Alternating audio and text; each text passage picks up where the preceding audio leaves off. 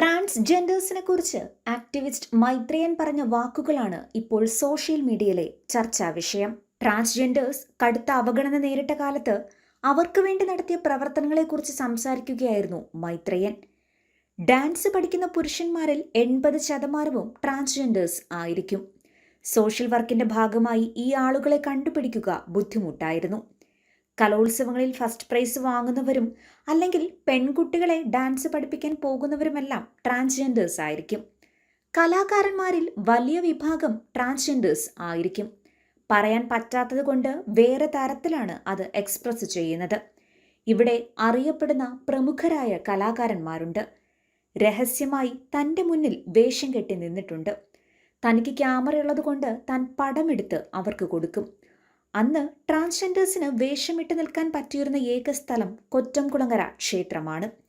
അവിടെ വിളക്കെടുക്കാൻ വരുന്നവർ മുഴുവനും ട്രാൻസ്ജെൻഡേഴ്സ് ആയിരുന്നു. പുരുഷന്മാർ വേഷം കെട്ടി നിൽക്കുന്നു എന്നതാണ് അന്നത്തെ സങ്കല്പം. ഇപ്പോൾ കേരളത്തിൽ എത്ര ട്രാൻസ്ജെൻഡേഴ്സ് സാരിയുടുത്ത് നടക്കുന്നു? അവർ വിസിബിളായി സംസാരിക്കുന്നവരായി മാറി. ശീതളൊക്കെ സിനിമയിൽ അഭിനയിക്കുന്നവരായി മാറി. മമ്മൂട്ടിയുടെ കൂടെ അഭിനയിച്ചവരുണ്ടായി.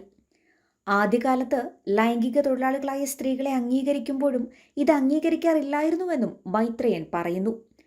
അദ്ദേഹത്തിന്റെ ഈ പരാമർശങ്ങൾക്ക് സോഷ്യൽ മീഡിയയിൽ വിമർശനം വരുന്നുണ്ട്. ഡാൻസ് പഠിക്കുന്നവർ ട്രാൻസ്ജെൻഡർ മനസ്സുള്ളവരാണെന്ന് എങ്ങനെ പറയാൻ പറ്റുമെന്നാണ് ചോദ്യങ്ങൾ. ഇത്തരം മുൻവിധികളെ ഇല്ലാതാക്കുന്ന കാലഘട്ടത്തിൽ ഒരു ആക്ടിവിസ്റ്റിൽ നിന്നും ഇങ്ങനെയൊരു പരാമർശം പ്രതീക്ഷിച്ചില്ലെന്ന് പലരും പറയുന്നു. ഡാൻസ് പഠിക്കുന്നവർക്ക് ജെൻഡർ നൽകേണ്ട കാര്യം എന്താണ്?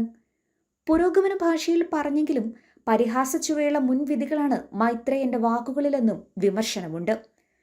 നവമാധ്യമങ്ങളിലൂടെ തന്റെ പുരോഗമന ആശയങ്ങളെക്കുറിച്ച് മൈത്രേയൻ നിരന്തരം സംസാരിക്കാറുണ്ട്.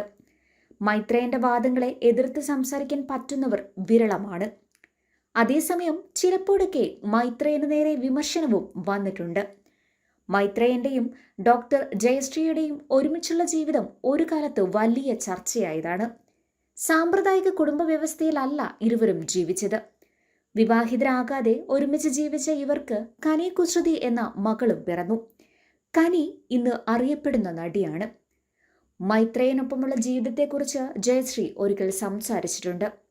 അതിങ്ങനെയായിരുന്നു: പ്രൈവറ്റ്, പബ്ലിക് എന്ന ഡിവിഷൻ അദ്ദേഹത്തിനില്ല. തനിക്കെങ്ങനെ ആ രീതിയിൽ എടുക്കാൻ പറ്റുമായിരുന്നില്ല.